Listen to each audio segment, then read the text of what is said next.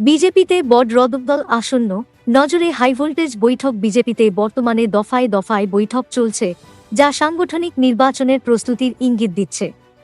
সম্প্রতি দলের শীর্ষস্থানীয় নেতারা একাধিক গুরুত্বপূর্ণ বৈঠকে অংশ নিয়েছেন। সোমবার বিজেপি সভাপতি জেপি নাড্ডা প্রথমে কেন্দ্রীয় স্বরাষ্ট্রমন্ত্রী অমিত শাহের সঙ্গে সাক্ষাৎ করেন। এরপর অমিত শাহ উত্তরপ্রদেশের মুখ্যমন্ত্রী যোগী আদিত্যনাথের সঙ্গে বৈঠক করেন এবং সন্ধ্যায় জেপি নাড্ডা প্রধানমন্ত্রী নরেন্দ্র মোদীর সঙ্গে দেখা করেন। যদিও এই সাক্ষাতের কারণ একটি সরকারি কর্মসূচিতে আমন্ত্রণ বলে জানানো হয়েছে, তবে আসন্ন সাংগঠনিক নির্বাচনের প্রেক্ষাপটে এই বৈঠকগুলোকে অত্যন্ত তাৎপর্যপূর্ণ বলে মনে করা হচ্ছে। উত্তরপ্রদেশ, মধ্যপ্রদেশ, গুজরাট, কর্ণাটক, ওডিশা, তেলেঙ্গানার মতো বেশ কয়েকটি গুরুত্বপূর্ণ রাজ্যে এখনও বিজেপির রাজ্য সভাপতি নির্বাচন বাকি রয়েছে।